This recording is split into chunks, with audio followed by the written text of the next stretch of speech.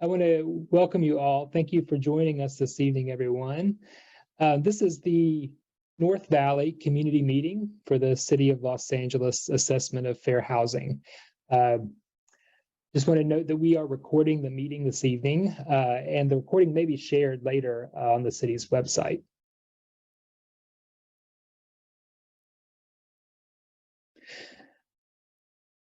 We are excited to have you with us tonight. Before we get into the presentation and the discussion, just a few housekeeping items to begin with. We have Spanish interpretation available. So everyone joining the meeting, whether you need interpretation in Spanish or not, will need to select a language that you would like to hear the meeting in. Down at the bottom of your screen, you should see an interpretation button, a globe icon that you can click. That's going to be on the lower part of your screen. And when you do that, you can choose between English and Spanish. We also have a sign language interpreter, and you can choose to see the ASL interpretation using that same interpretation button on the bottom of your screen. Additionally, this meeting is going to be closed captioned, and anyone wishing to view the captions can click on the link in the chat, which will take you to the stream text site with the captions. And I'm going to pause here just for a moment to give you all a chance to find that language button, the interpretation button at the bottom, and also the captioning link in the chat. So take just a moment to select your language if you would like to use the captions to get those up as well. And as you're selecting your languages, just a reminder for you, when you are speaking tonight, we would just ask that you would talk slowly so that the interpreters are all able to capture what you're saying.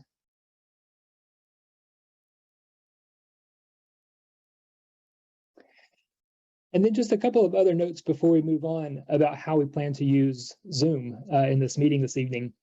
When we have opportunities for questions or discussions, you can use the raise hand button to signal that you would like to speak.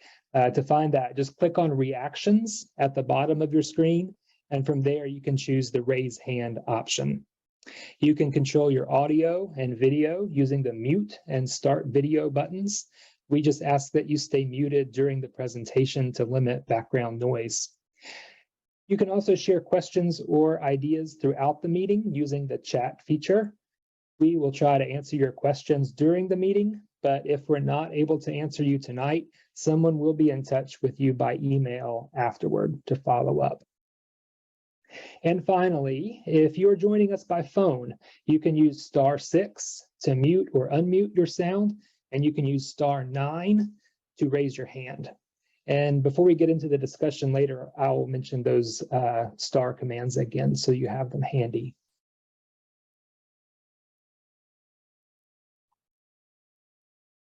Hello, I'm Nancy Twamakoboa with the Los Angeles Housing Department, also known as LAHD. This project, an assessment of fair housing, or AFH, will analyze the fair housing landscape in the city of Los Angeles, essentially looking at whether all residents are able to access housing that is suitable for them from unlawful discrimination, free from unlawful discrimination. It will also look at whether the areas where people live impact their ability to access different community resources and opportunities. These types of studies are required by the U.S. Department of Housing and Urban Development for any city or county that receives HUD grants for community development or affordable housing. Additionally, as of 2018, the state of California also requires public agencies, including cities, counties, and housing authorities, to prepare fair housing assessments. The City of Los Angeles Housing Department will be leading the development of this study in partnership with the Housing Authority of the City of Los Angeles, also known as HACLA. In addition to myself, we also have other staff from LHD who are represented here. So I'll turn it over to LHD staff to introduce themselves, whoever wants to go first. Hi, good evening. My name is Joel Montano with the policy unit at the Los Angeles Housing Department. Good to be here with you all tonight. Hello, Maya Abood, also with the policy unit. I'll pass it to Stephanie. folks. This is Stephanie Garcia. Pass it over to Marisol. Good evening, everybody. Marisol Romero, also with the policy unit. Great. And then we also have staff from HACLA. So Serena and Ann, do you want to go ahead and introduce yourselves? Hi, I'm Ann Lynch. I'm with the Housing Authority, City of Los Angeles, and then Serena. Hello, I'm Serena Cannon, the ombudsperson at the Housing Authority of the City of Los Angeles. Great. So LHD and HACLA are also working with Mosaic Community Planning, a consultant firm to assist us in the research and development of the city study. Members of Mosaic's team are here, and I'll turn it over to them to introduce themselves. Hi, I'm Jeremy Gray. I am a principal of Mosaic, and I'll be the primary facilitator for tonight's meeting. I'm Melissa Mayu, also a principal with Mosaic. Hi, I'm Jessica Gay. I'm an associate planner with Mosaic. Great, thank you. So once we get to our discussion, you'll see some of these folks facilitate in smaller breakout groups. If you would like to contact any of the team about our AFH, you can email lahd.afhpolicy@lacity.org. This email address will be placed in the chat box for reference. You can also send a message there if you have additional input about after tonight, or if you would like to be added to an email list for updates about this project. Thank you. So one of the most important aspects of the AFH is hearing from local residents and other stakeholders about the needs that you see related to fair housing and access to opportunity in LA. Having an on-the-ground perspective from many people living and working in the city every day is crucial. So we'll begin tonight with an overview of fair housing and the AFH process so that everyone has an understanding of the topics we'll be talking about. But most of the meeting time this evening will be a chance for us to hear from you. Your input will help identify priority fair housing issues and their causes. It will also shape the goals and strategies that the city and HACLA leaders adopt. So it's very important that we hear your perspectives, and we'll talk more about ways you can stay involved with the project at the end of the meeting. But now I'll begin with an overview of fair housing. Generally, when we talk about fair housing, we're talking about everyone's right to participate in the housing market. That is to own, sell, purchase, or rent housing of their choice without fear of unlawful discrimination. That includes things like renting or buying a home, obtaining homeowners or renters insurance, having access to housing loans, and having fair property appraisals. A variety of laws uphold our fair housing rights, beginning with the Fair Housing Rights Act of 1968, which was the first nationwide fair housing protection. Under the Federal Fair Housing Act, everyone is protected from housing discrimination based on race or ethnicity, color, religion, national origin, sex, familial status, and disability. We refer to these as protected classes because people are protected from housing discrimination based on these characteristics or classes. Along with the Fair Housing Act, many states have additional protections. And the state of California has a series of laws that expand fair housing protections to include several more protected classes, which you see listed here. They include marital status, age, ancestry, immigration status, that is, language, sexual orientation, gender identity, and expression, genetic information, veteran or military status, occupation, and other arbitrary factors. The state also protects people from discrimination based on their source of income, which includes the use of Section 8 housing choice vouchers or other similar types of housing assistance. So as you can see, you have considerable additional fair housing protection under California laws. And here we have a few more examples of actions that would be considered illegal discrimination if they're based on protected class. Examples include telling someone that a house is not available for rent or sale when it really is, or denying mortgage loan applications based on protected class. Landlords or lenders cannot apply different terms to a lease or loan based on protected characteristics.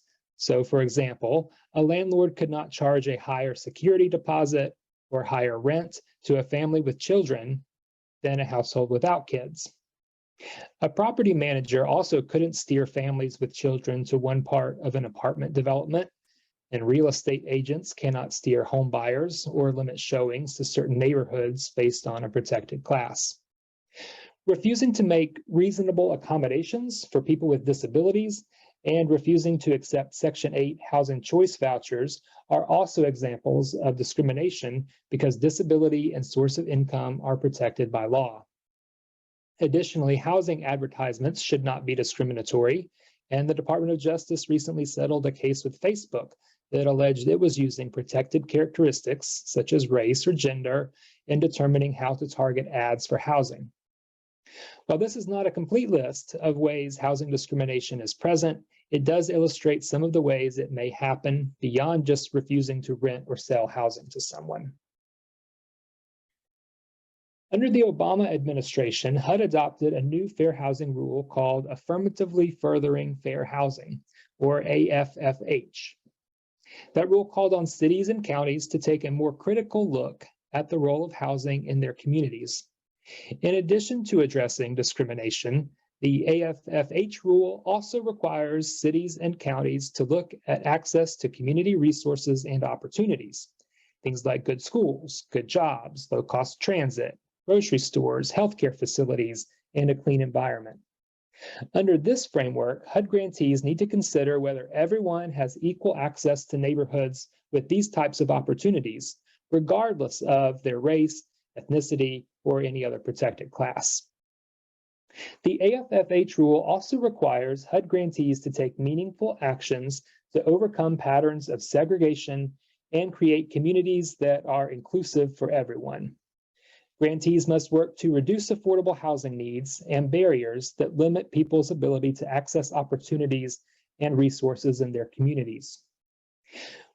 While the Trump administration rescinded the AFFH rule, it was reinstated again in 2021 under President Biden and is now the approach all HUD grantees must take to evaluate fair housing. As Nancy mentioned earlier, in 2018, the state of California also adopted its own affirmatively furthering fair housing law, which requires all cities and counties in the state to assess fair housing as part of their housing elements. So under both the federal and state laws, an assessment of fair housing is needed to outline how cities and counties plan to affirmatively further fair housing. We'll talk a bit now about what these studies look like.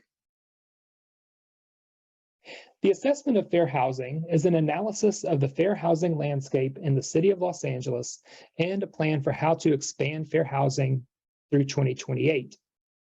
Under the federal AFFH rule, all HUD grantees are required to complete a fair housing study every 5 years, demonstrating how they will affirmatively further fair housing, including actionable strategies for improving housing access and reducing barriers to opportunity. The AFH will include a variety of components.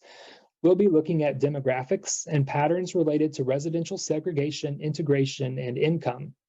The study will identify areas of the city with high levels of racial segregation, including those with high levels of poverty and affluence. We'll look at access to opportunities like schools, jobs, transit, and a clean environment, and whether people in all neighborhoods have fair access to these types of resources. We'll consider housing costs and whether affordable housing need varies by protected class. We'll look at what types of assisted housing are available, things like public housing, tax credit developments, and others, and where those are located. The AFH will include a focus on disability that assesses whether people with all types of disabilities are able to find suitable housing with access to community resources and opportunities. And finally, the study will include an overview of fair housing resources and activities provided by the city, housing authority, and other partner agencies. Community input, including the input that we get from you tonight, will help inform all aspects of this housing study. The City of LA recently prepared an assessment of fair housing for its 2021 to 2029 housing element that illustrates some of the things that will be in this AFH. For example, the city analyzed how residential segregation and integration intersects with access to resources. The analysis looked at neighborhoods with high or very high levels of economic, education, and environmental opportunity factors.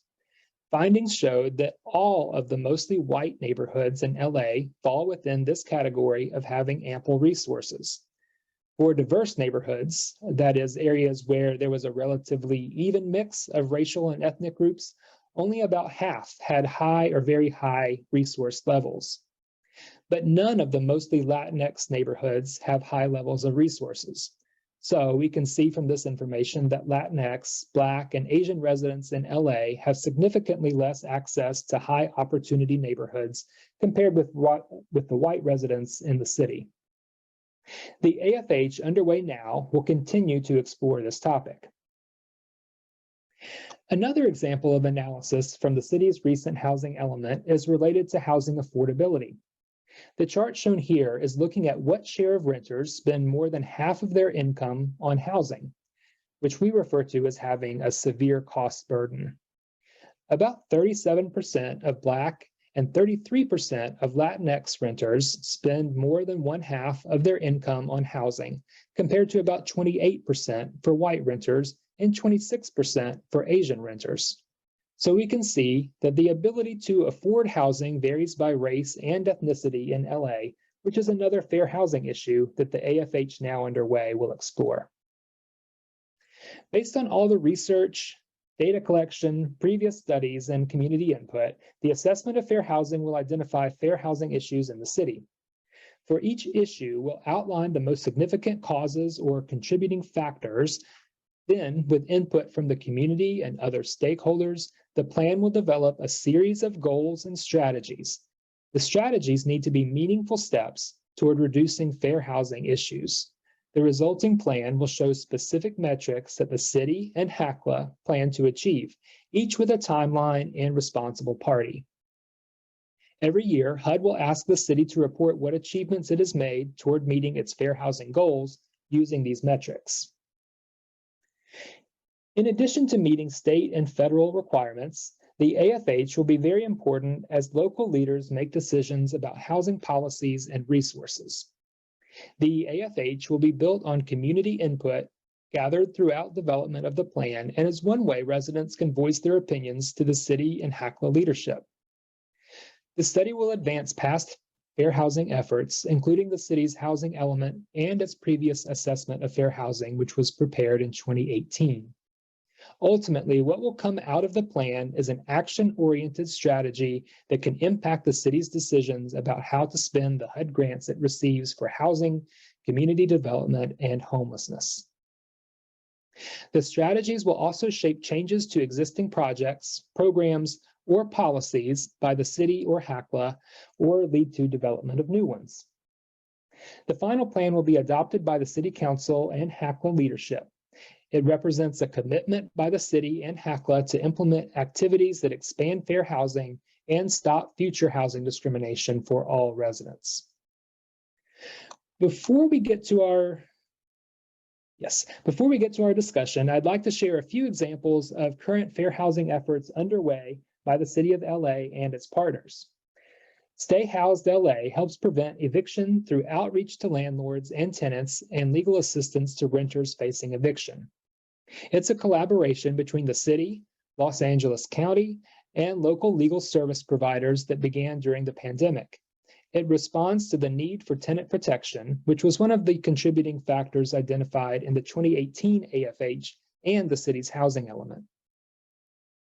Since 2019, the city adopted an ordinance prohibiting housing discrimination based on source of income, which came before the 2020 state law that made discrimination against voucher holders illegal. Passing this ordinance was identified as a key strategy for expanding access to housing and neighborhood opportunity in the city's 2018 AFH. And research has shown that cities that pass laws protecting voucher holders have higher rates of landlord voucher acceptance compared to cities without these protections. However, we know from recent reporting that discrimination against Section 8 voucher holders is still a fair housing need in the city. Another approach designed to improve fair housing for renters is the city's tenant anti-harassment ordinance, passed in 2021. The law prohibits landlords from harassing tenants by removing housing services, ignoring needed repairs, refusing to accept rent, or doing other things that interfere with a tenant's ability to enjoy their home in comfort and peace. An anti-tenant harassment ordinance was a strategy outlined in the city's 2018 AFH to respond to displacement pressure and the lack of affordable housing. The housing element identifies outreach and education about the anti-harassment ordinance as a goal, and that outreach is currently underway by the city and its partners. Since the 2018 AFH, the city has also worked to expand access to accessible housing. Its accessible housing program monitors compliance with federal and state requirements and conducts outreach and education about accessibility and fair housing to property managers for rental communities built with city assistance. Additionally, the Accessible Housing Program maintains a searchable registry of affordable, accessible units and developments built with City of LA support. In the 2021 housing element, the city identified a goal of providing at least 24 annual fair housing and disability training sessions and continuing to expand the Accessible Housing Registry. Hopefully, these examples give you an idea of the types of activities that might come out of the assessment of fair housing, whether it would be continuation or improvement of existing programs or policies, or development of new ones. The AFH process began earlier this year with collecting data and preparing for community engagement, and we're now in the second phase focused on gathering public input. That includes this meeting and other similar community meetings we'll hold in December, along with a series of stakeholder meetings and focus groups in January. We also have a survey open that we hope everyone will participate in, which we'll have a link to later in the meeting. During the early part of 2023, we'll be drafting the AFH based on the public input and data we collected. In the spring, we'll want to hear from the community again to get feedback on the draft fair housing issues and strategies to address them. By the summer, we anticipate having a complete draft assessment of fair housing for public presentation and a 45-day comment period. We'll then make any final revisions to prepare for an August approval by City Council and HACLA. We'll begin the discussion portion of our meeting shortly, but before that, I just would like to pause here and take any questions on the material presented so far. If you have a question, you can use the raise hand feature so our moderator can see you. And just as a reminder, if you're joining by phone, you can raise your hand with *9, and also you can mute and unmute with *6. You can also put questions or comments in the chat. If we're not able to get to your question tonight, please leave it in the chat with your email, and someone from the project team will be in touch with you after the meeting. So I'm going to pause there, and we'll be happy to address any questions on this background material before we go further.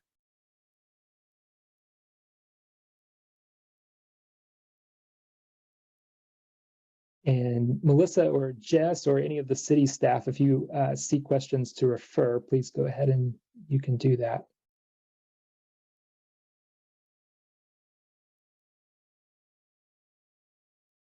I don't see any questions at this moment. Okay. I think too, Jeremy, we have a pretty small group, so we can maybe stay in this group rather than going to breakouts. Yes, I think that looks like probably the way to go. Thank you. Okay, well, there being no questions on the presentation slides, I think we would like to move into the part of our meeting where we want to hear more from you, and that is our primary focus for tonight. I'm going to turn our slide share off, so that we can see each other more easily as we talk about fair housing needs in Los Angeles. We are recording and taking notes during this discussion, so that just helps us keep track of all of the ideas and input we're receiving. But you can also continue to use the chat function as we're having a discussion, and that will help ensure that any written comments that you'd like to share can be registered. So I'm going to begin with the question, and just once more, feel free to raise your hand. There's the reactions and then raise hand button options at the bottom of your screen. And that's going to be *6 if you want to. No, I'm sorry. It's *6 to mute or unmute, *9 to raise your hand. So the first question I have for us this evening is about neighborhood resources and improvements. And that is just kind of a question to get us started thinking about neighborhoods in LA and your experience of those neighborhoods. So that question is, where do you live and what do you like about your neighborhood? Do you have access in your neighborhood to things like good schools and jobs? Do you have quality medical services or grocery stores nearby? Good sidewalks? Is there convenient transportation? Are the parks safe? All of those sorts of factors that might lead you to like or dislike the place that you live. So let me give you a chance to answer that one. So where do you live? What do you like about your neighborhood? What sorts of resources are you able to access?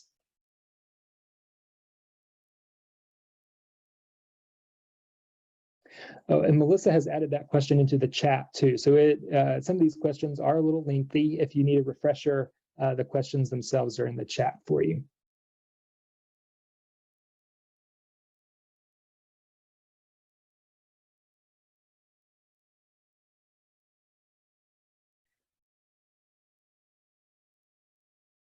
Yes, Reza, I see your hand.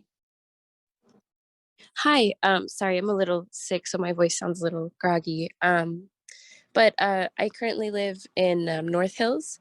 What I love about my neighborhood, I really love the community. I love that there's like street vendors on every corner. I love that, you know, we as neighbors definitely take care of each other. And I just love that there's yeah, I just, like I said, I love like the people in the community, and I love that it's like there's so much like low income solidarity, right? As far as access to schools, I don't have children, so I can't really like comment on that. I definitely feel like the Valley, so I work in Hollywood. I work with the LA LGBT Center as a housing navigator. So I definitely noticed that it is a little bit harder to find jobs in the Valley, especially jobs that are like that pay a living wage, right? And as far as like quality medical services, so my background is in public health. I went to Charles Drew, and I definitely feel like there isn't enough access, especially because we have such a heavy undocumented or migrant population. I think that's definitely like a gap in our community. We have we have access to some grocery stores. I wouldn't necessarily characterize this area as like a food desert. The transportation in the Valley, I would say, is a little bit public transportation is a little bit limited. But I do appreciate that, like, you know, we have like kind of faster ways like the Orange Line and the Red Line and all that. I think that accessible sidewalks, definitely like coming from a disability justice perspective, like our sidewalks are a little bit uneven, right? Definitely some of these this area isn't like super accessible for folks using like walkers and wheelchairs and canes. My grandma did fall a couple times walking the neighborhood.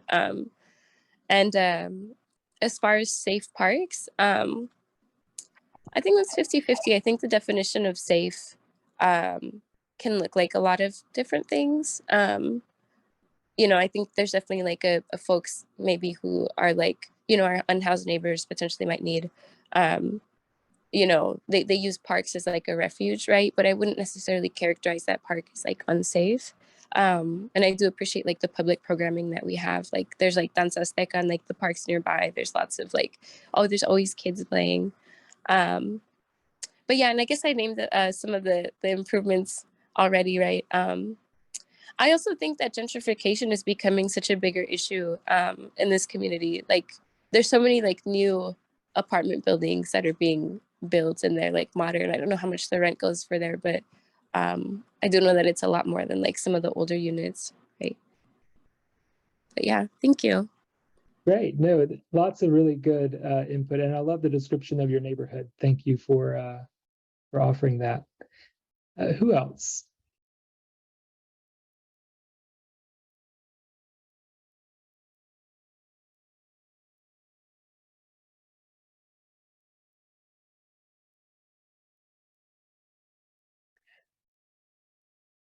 Let's see.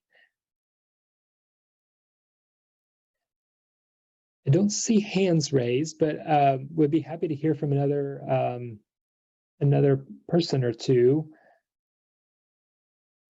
Anything that you want to share about your neighborhood and why you like it?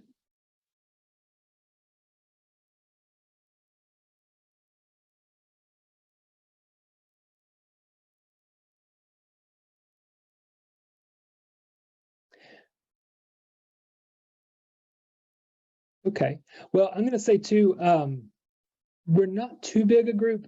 If the raise hand button gives anybody trouble, I don't mind if you just unmute yourself and volunteer your response. I don't think we're too big a group to keep things under control. So if that's an issue, just go ahead and unmute and share. I'm fine with that. So last chance on that question, and then we'll move on to another. But anybody else will have anything about their neighborhood they want to share, the resources that you're able to access in your neighborhood?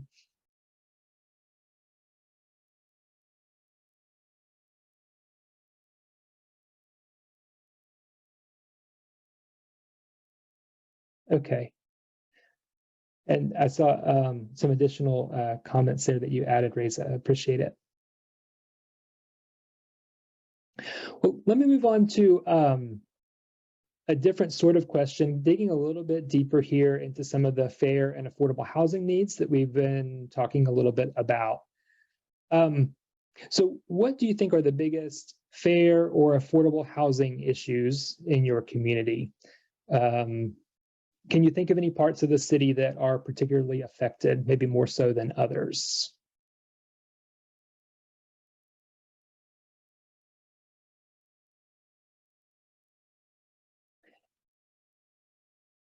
And again, that question has been added to the chat too, if you need a reference to review it. So I know that there are absolutely affordable housing issues in communities all over LA. So I know that those are issues. I would love to hear kind of more about your own personal and direct experience of those, if that is something, or maybe that of neighbors or family members, loved ones, how they have experienced housing affordability issues, and whether those might be better or worse in some parts of the city or others.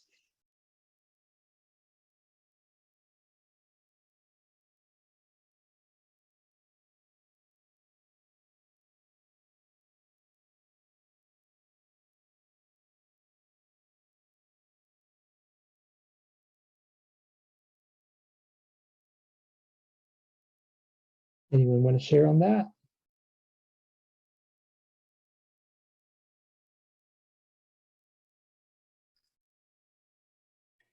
We have a comment from Reza in the chat that there's a huge income gaps, which translate to larger rent gaps between middle class and low income communities. Thanks for that comment.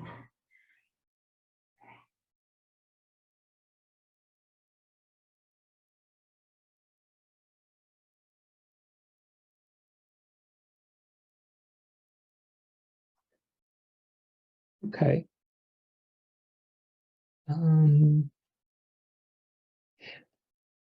Is there anybody, a lot of the people on the call are, or on this meeting, are staffing this meeting, various members of the city or HACLA staff, also our interpreters. But if any of you would like to volunteer comments, just based on your experience as a city resident, I would be happy to hear that as well. So one more chance and then we'll move on. Anybody?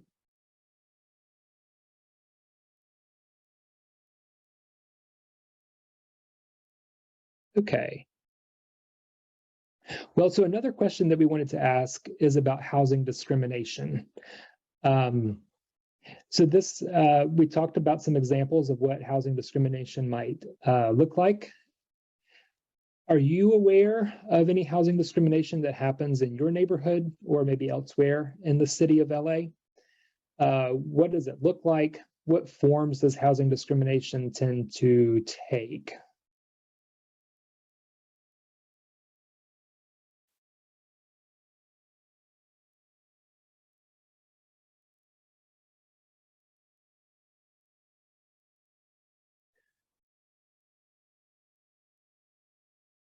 Reza, thank you. I see your hand there. Yeah, sorry, I definitely like participating. Thank you. I'm But glad that you are. yeah, it's hard hosting, right? But I was gonna say that I think so I work with like youth primarily. I think the three biggest ones I can think of as far as like discriminatory practices or like even like vulturing by like landlords in like different ways, right? I think that like definitely like transphobia and homophobia is like a big one. Some of our, especially like our trans youth, don't feel safe staying just in any neighborhood, especially like some of our youth of color also don't feel safe in over policed neighborhoods as well. I think over policing is definitely an issue, and there has been times where we've taken youth to like a viewing, and like the landlord sees that the youth presents in a gender that maybe they weren't aligned with that birthright, or like they see that they're trans, and there's definitely been a lot of like conversations around that, right? I also think age is another big one. I also worked with seniors, and I know that like oftentimes because they're on a fixed income or like they've been through like hardships in their like rental history, that's another that can present as like another barrier, especially if they're looking for housing like on their own, right? Technology is another one too. Like there's a lot of like especially during COVID, those like virtual viewings, or there was like just a different or like applications online, and some seniors had really a lot of difficulty navigating that. I don't think it's necessarily discriminatory, but definitely a barrier. And I think for age, for like folks who are younger, who have limited rental history, who don't have like people or family that can like co-sign for them, that's another barrier, right? Yeah, there's a few more, but I'll leave it at that. Yeah, thank you. Going back to the first couple of those issues that you talked about, so difficulties that LGBTQ, transgender youth, and young people might be facing as they are looking to rent. Do you know of, or have you seen elsewhere, things that the city or the housing authority could consider doing to help in those cases? Are there policies off the top of your head that you can think of that would be helpful? Policies, other actions, programs, anything, I guess. Especially from my like experience in the social services and supporting with housing. Oh, another thing, I think that it's also a big the barrier can be like criminal records and records like that. I think oftentimes like that having like a felony or something can be such a barrier to someone trying to like change their life, right?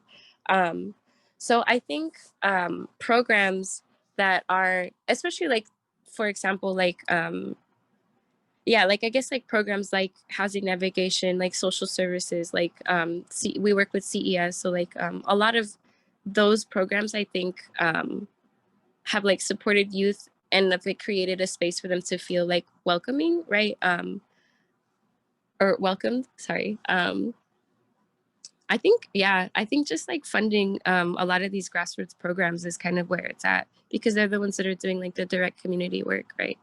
I think also it's unfortunate that we do have such a big housing crisis in LA, and I know that like sometimes the barriers or stipulations in terms of like who can get a voucher, right, are a little stricter. But I think having some flexibility around that, especially like for service providers who are interacting with these youth like one-on-one or like with folks one-on-one, I think that that can be some of the proposed solutions, right? Okay. Yeah, thank you. Kind of on this same sort of subject, we talked about in California, source of income is a protected class. And so voucher holders can't be denied an apartment just because they would be paying for it with a voucher. And yet we know that discrimination like that still tends to happen. Does anybody have any knowledge of that or experience of that? Maybe personally, but maybe also just things that you've heard or difficulties that other people have had in using a voucher. Serena, I see your hand. Yes, hi. Since I do get many calls for folks who have vouchers who are located in the Valley, and their experience has been is that once, as they're engaging in the conversation about the unit, everything seems to be fine, right? But as soon as they mention the voucher, it's like a red flag. And so the conversation changes in terms. So it appears that many of the folks say that the owners find ways to not accept the voucher so that they will not participate in the program. But then they're saying, oh, well, you don't qualify, blah, blah. But initially they were fine until they divulge that they have a voucher. So that's been some of the discrimination that voucher holders are experiencing, and also based on their race. A lot of folks, when they are going to other communities of other colors, many times the folks are not accepting of them. So for example, when you have an African-American who wants to go into a Latino area, or maybe an Armenian area or an Asian area, they're not able to secure that unit. And so those have been the barriers. And I've also have heard about that on the Latino side as well, that they have the barriers, and some other people have experienced that as well, as, you know, because of their ethnicity. Many people want to be in a community where they're familiar with people and they all, you know, come from the same culture background, and sometimes that's been a lot of the barrier for people to access housing, because of the community wants to remain, but you know, the same as each other, right? The other thing is the rents.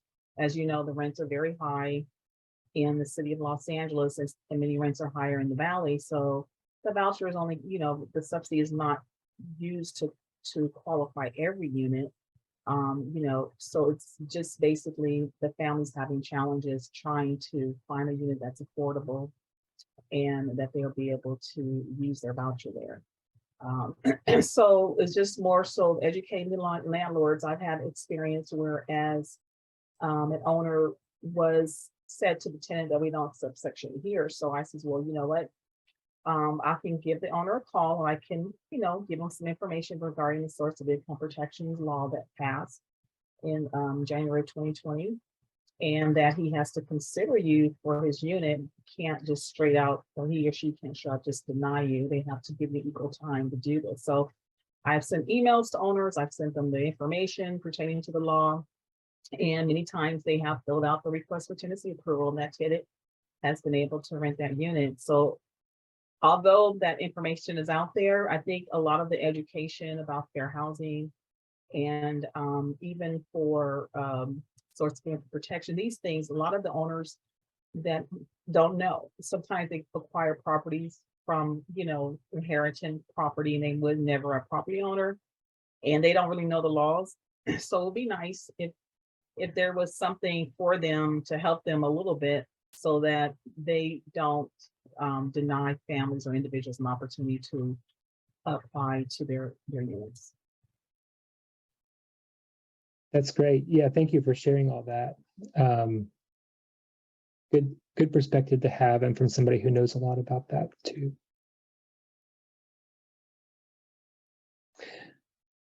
Anybody else want to address this question about housing discrimination in LA? Are you aware of it? What does it look like? What forms does it take? Anybody else on that?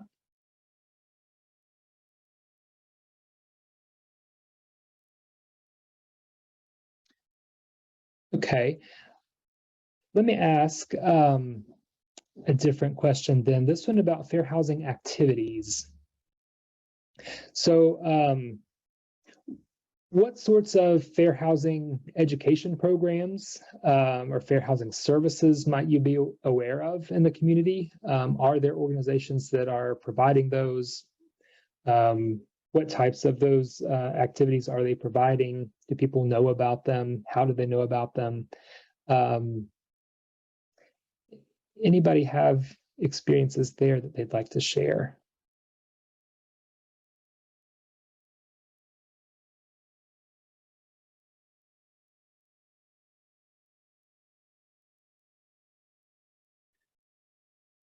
Or if you feel like you've experienced discrimination, would you know what to do?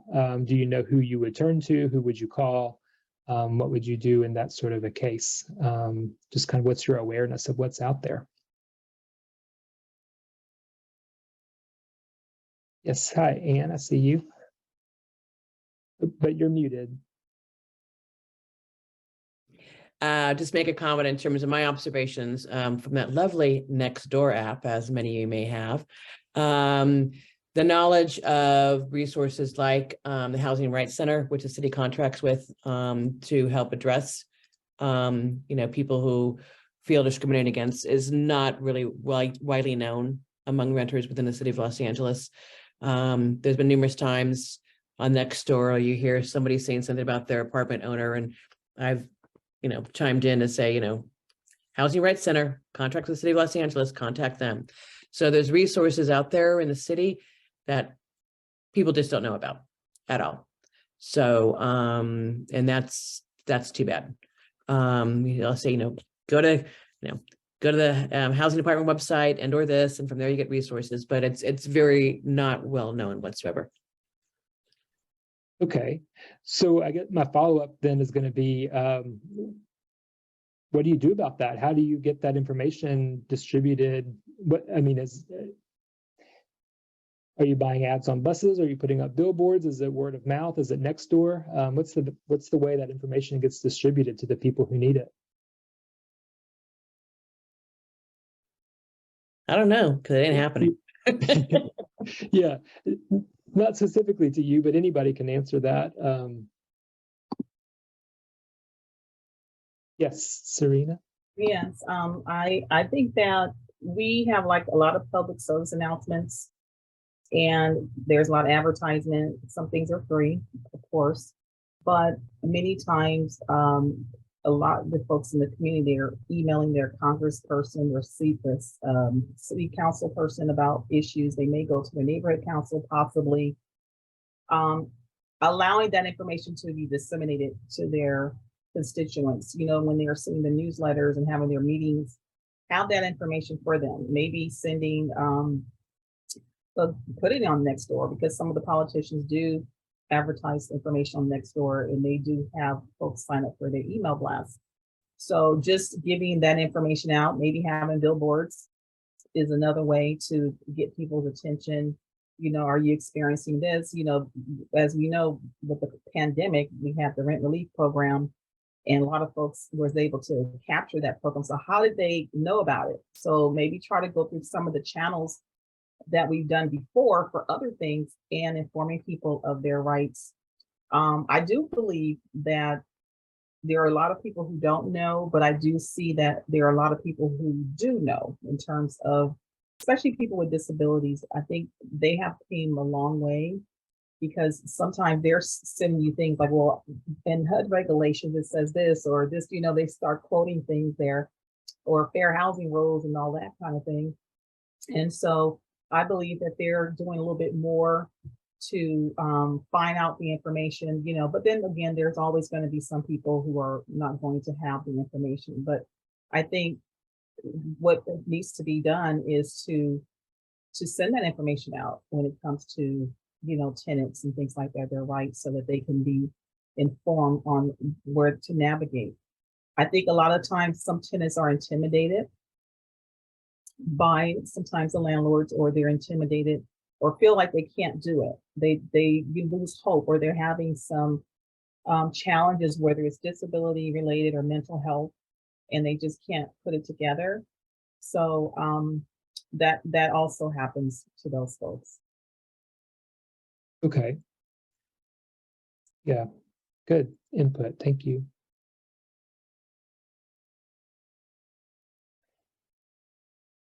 Would anyone else like to? Oh, yep. I have a question. I just wonder if anyone has experienced issues in terms of accessing information, particularly information from the housing department.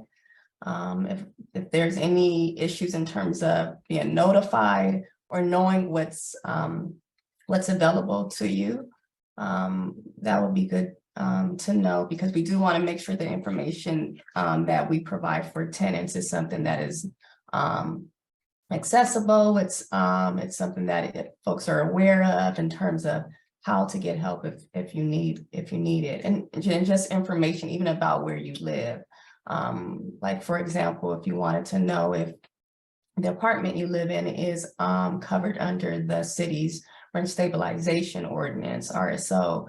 If folks know that you can text, you can send a text to a particular number that we have, which I'll put in the chat, and you can find out if your where you live, if your property is covered under the RSO, which includes certain protections such as you know, limits in terms of rent increases, and also what you are able to actually, what your rights are as a tenant, and things in regards to what your landlord is not legally able to do. So just wondering about, in terms of people's thoughts in terms of access to information from the housing department. Is it accessible? Do you have difficulty in finding it, receiving assistance, or just knowing what particular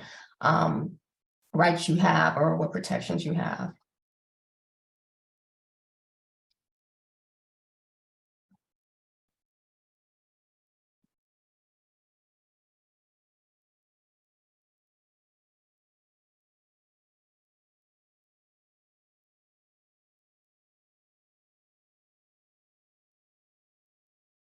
Anyone on Nancy's question?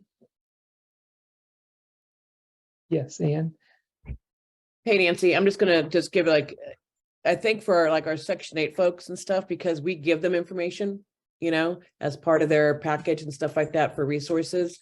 So you know, they have an advantage. I think your average renter, regardless of social demographic statute, don't really know what the housing department has in terms of resources and their role.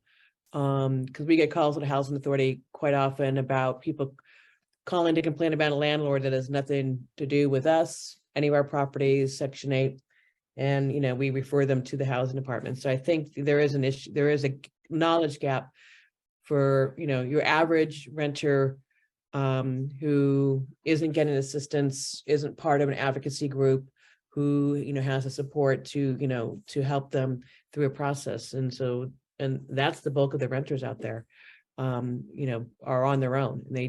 They really don't know how to access assistance. And again, it crosses social demographic lines.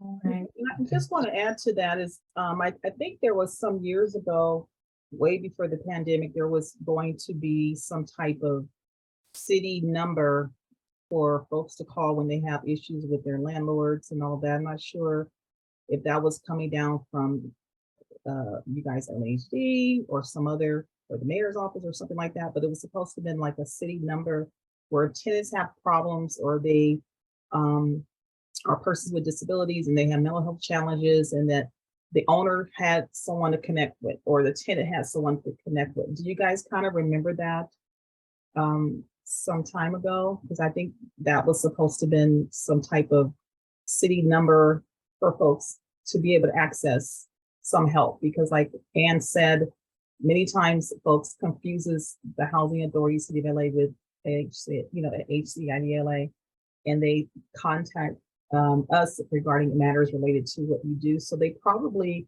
don't really understand what services you all provide.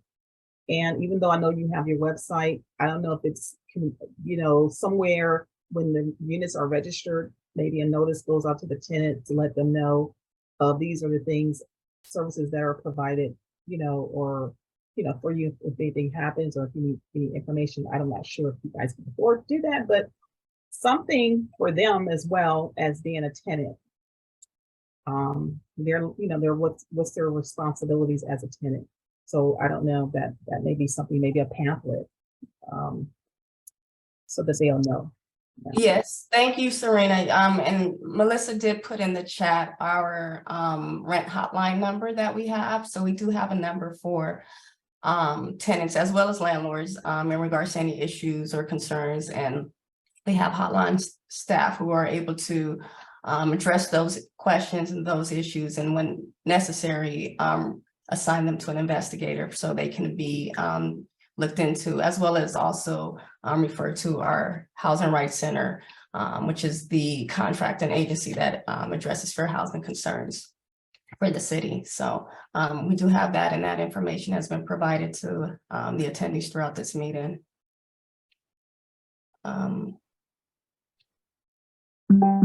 Yeah, I think maybe what we can do at this point, because I think there are some of you who attended the meeting and obviously were interested in the subject and the topic and wanted to come and learn something or share something. So maybe I'll set aside my questions for a minute and just kind of open it up a little bit.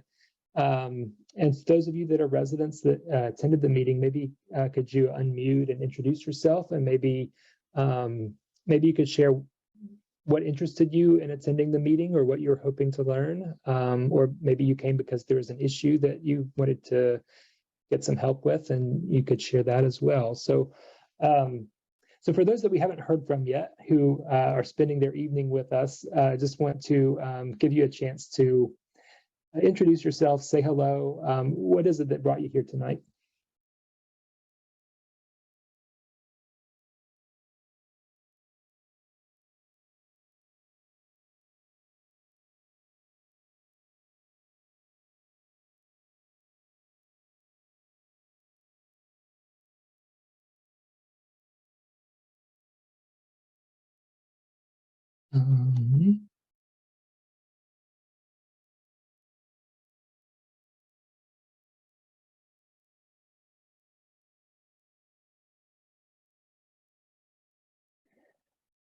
Okay. So we have on our web page, which we can put the links in the chat, we have surveys that we are asking for residents of the city to complete if you haven't done so already. So during our assessment of fair housing process, that's another way in which we're going to be receiving feedback from the public. And so we are asking for you to complete those surveys, which will be very helpful for our process. And we would love to hear from you. So we'll go ahead and put that in the chat so that people can be able to take that survey at their convenience. That's great. Yeah, I knew. And I think in a meeting like this, there are people who might want to come just to see what the conversation is about. And maybe this isn't a great forum for you to share personally some of the issues that you might be experiencing, but the survey would be a good way to do that for most of you, I think. So if sharing aloud among this group in the meeting isn't ideal, the survey link, which is now in the chat, gives you a way to provide some of that feedback anonymously to our planning team. So that's really helpful to us as well. Okay. Before, it seems like Marlon, I don't know if you had something to say. We do see you're on camera now. Just want to make sure we're capturing your feedback if you have any. Yes, thank you very much. I appreciate everything I've heard so far in the comments from the public. As a local resident and landlord, I am trying to learn as much as I can about fair housing. We've had rentals for many years in the family. We're just a small family business that we actually work with Apartment Owners Association to make sure we follow all the city, county, and state rules. So I'm always trying to learn and keep up on everything. We just went to an Apartment Owners Association trade show. Again, trying to do our best, always, not, of course, to be fair, but to do what's right for the public. And we've been doing a pretty good job, and we plan on keep on doing it. But I really appreciate seminars like this, a chance to learn, anything that's new, upcoming, that will help the tenants and the citizens and ourselves. Thank you. Thank you, Marlon, for sharing. Thanks for your work in the city as well. Thank you. Thank you. And if there's Marlon and others who do want to stay connected and be part of our email list, we'll provide you with our email address so you can email us and we can add you to our list. So as we're going through this process, we'll make sure to include you in any updates that we have, particularly as this project moves along. We will be having a draft of our assessment of fair housing for a public comment period later on in the upcoming months. So we do want to be able to have you review that, provide your feedback, as that would be helpful as we're developing our plans. So we welcome you to send us your email so we can add you to our list and you can stay connected. Yes, thank you, Nancy. And I have a slide that I can put up again with some of that information on it. I guess before I do that, though, I'll just one last opportunity. I just don't want anybody to log off tonight without having said what they might have wanted to say. So before we move on back to the slides with a couple of follow-up points, any last words from anybody? There's a hand raised on the phone. So you can unmute and share. Thank you.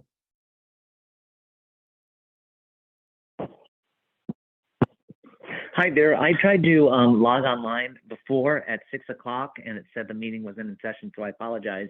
It disconnected. So I don't know how far in advance that I missed the meeting. Did you just start, or I just wanted to get some feedback? No, we did start at 6. I'm not sure how you might have gotten that message. I know, it's very odd, and I apologize if I can. Are you taking public comment, or I'll hold off to make comments just so I don't interrupt the meeting further? But I did make an effort to call at 6 and then again at 6:30, and for some reason I pressed the prompt and said meeting not in session and disconnected. So I just wanted to see if I can make some public comments about my particular experiences and in regards to HACLA as well as the West Valley. Okay, yeah, sure. I'm sorry, I'm not sure what the issue with the connection to the meeting was, but I apologize for that. And yes, we were just about to move out of a period of discussion, but you caught us at a good time. So I think yes, yes, feel free to, we've been talking about fair housing and housing affordability issues. And so if there's anything you'd like to share on that, please do. Absolutely. I'm great that I got you at this time. Thank you, everyone. My name is Jamie Francis Wendell. I am a non-senior disabled person who's been dealing with fibromyalgia, chronic fatigue syndrome, as well as asthma and anemia for most of my adult life. And it's been hard because being able-bodied, people who stand up without being, under the guise of a wheelchair, there are invisible disabilities. And I have to say that I have been discriminated against for just the appearance alone, or people asking illegal questions like, what do you do for work? Why are you not working? What is preventing you from working? Things like that, that LA housing, even from 12 years ago, when I initially moved back to the area, I lived here in 2004 and 2005. And at that time, if you're not deemed disabled, it is very hard to get into public housing. But more or less, it's the voucher. And I am a voucher recipient, and I have been under the LACTA program, but I am calling because of the difficulty it has been to get into the HACLA program, specifically in the West Side and the West Valley. Particularly upwards, I'm going to say this with Woodland Hills, even though it's the South area region, Chatsworth, West Hills, which I consider the border of the North region, that borders Calabasas and Bell Canyon. Those are affluent areas. There's little to no housing. And let me say this, I qualified for a building and it's 70% formerly homeless. I have anxiety, I have conditions where I'm sorry, I feel like if I'm a voucher holder, I should have the choice. It's called a Housing Choice Voucher Program. And yet there's little to no choice to engage and talk to people. It's take it or leave it. And oh, by the way, you got into a lottery system, your number or name has been selected, and this is what we're providing to you. And sorry. And then I say in the interview, but those people who are formerly homeless, who have criminal record, who I don't know because their rights are protected, now I'm compelled to live near someone like that, and not get a choice in the matter. That's unacceptable. It's implausible for the city to not engage with landlords and to find them.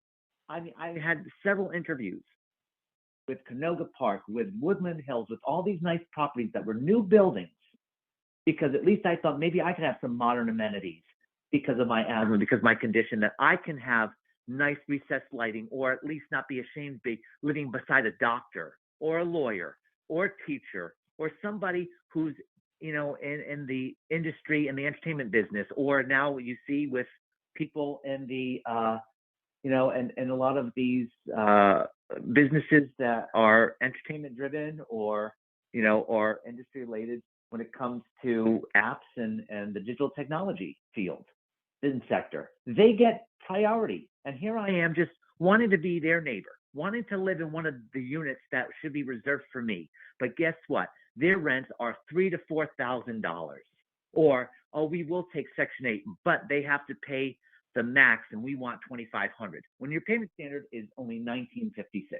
So I'm so angry, because this is well before the pandemic that I wanted to live in 5 buildings just in Woodland Hills or in that area alone, and I got the cold shoulder. And then the pandemic happened, and then they didn't allow any in-person interviews or any in-person to see the units, and they just went to Airbnbs or people who had money, who had disposable income. I am angry that I had to go through this ordeal. You need to help and make sure that we're represented, and that I can go and I can have the same choice as someone else and not have to be priced out, or even not have the ability to go into that neighborhood. I am very upset, and I just wish it was mitigated, but nobody would call me from LA or HACLA, and I'm just disgusted, because I tried to reach out and I lost 3 housing opportunities because of it, or at least an interview, because I couldn't reach anybody at HACLA. Okay. You need to get with the program. Thank you very much. Thank you. Yeah, I appreciate you getting into the meeting and being able to share. We have your phone number because you've called in, but if you're able to access the chat and leave if you'd rather be contacted by email, you could leave that information, and we can have someone follow up with you from the team afterward. I can't do email, so please, if you Okay. could take down my number, I'd like to hear someone from the team, but I cannot engage in email. Unfortunately, I don't have Okay. that convenience, so I'd like to talk on the telephone. Okay, well, we should have your number from having you dialed in. Thank you so much. I appreciate your consideration and courtesy, and thank you for taking my call and allowing me to speak, because it's been really important. And I saw this email and I took advantage of it, but as you know, I'm sorry I missed, half of the meeting or whatever was spoken about, but I really had to air my grievance because I'm just being discriminated by landlords who are just giving it to people who live out of state, who can come, who have disposable income. And here I've lived in this area for 12 years. I was priced out for 18 years, and here I have nothing to show for. I can't even have modern conveniences or amenities and say that I too can be deserving to live in West Hills or Woodland Hills, and it's just not fair. Okay. Yeah, thank you. Yeah, thanks again for sharing that and participating with us. One of the city's staff, being helpful, I think, made a list for me of a few of the names of people who I think are still with us on the call. And I just wanted, I'll call your name out. You don't have to unmute if you don't want to, but we'd love to hear from you. So I think maybe Mary, Catherine, Delia, Heaven. If any of you would like to add a few words before we move out of the discussion, I'll just give you a chance.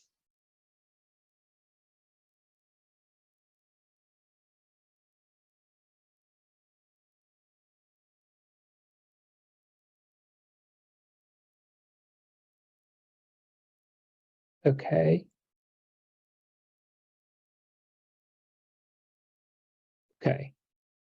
Well, let's see. I'm going to return us to the slides that we were looking at. And I just want to say again, for those of you who joined and shared, appreciate all of the thoughts that you contributed. For those of you that came just to listen and find out more about fair housing or more about what's going on, we appreciate that sort of engagement as well. So thank you for being with us this evening. Over the next couple of weeks, we're going to be updating the city's AFH website. And that address is here on the slide. It's housing.lacity.org/residents/assessment of fair housing, with hyphens between those last words. So on that site, we will include summaries about what we've heard in meetings like this one tonight, but also the other community meetings that we will be holding. And if you'd like to see what your fellow Angelinos shared, you can check that out. So the site is there for you. I believe we've also put that in the chat as well. So you can continue to participate in meetings over the next few weeks. There will be more meetings just like this one. And we would encourage you to invite friends, colleagues, neighbors to join you. You can register for any of these upcoming meetings at the city's AFH website. You can use the QR code that you see on your screen as well. And of course, the more people that participate in the project, the more diverse the input is, the better. So we hope that you'll spread the word and help get word out for others who might want to join future meetings. And as Nancy already mentioned, you can take the Fair Housing Survey on the project website. There's two. There's one for the general public, and there's a second survey if you're a representative of an organization engaged in housing or social services. So as I mentioned earlier, to get updates about the project and future opportunities to participate, you can send an email to lahd.afhpolicy@lacity.org. We'll add you to the mailing list from there. That email address is in the chat for you as well. It's on the slide that's on your screen too. So you can drop your name and email in the chat now if you want to be added to that mailing list. And Nancy, let me turn it back to you to close us out. Sure. Again, we'd like to thank everyone so much for taking your time, spending your time with us this evening, and those of you who provided your thoughts. Your voice is helping to make this stronger, steady. So we hope to hear more of that as we move forward with our process. And this will help shape the fair housing access in Los Angeles for years to come. So please take note of the project's website link and email address that's in the chat box to stay engaged. We look forward to seeing you again as work on the project progresses. So thank you and have a good night.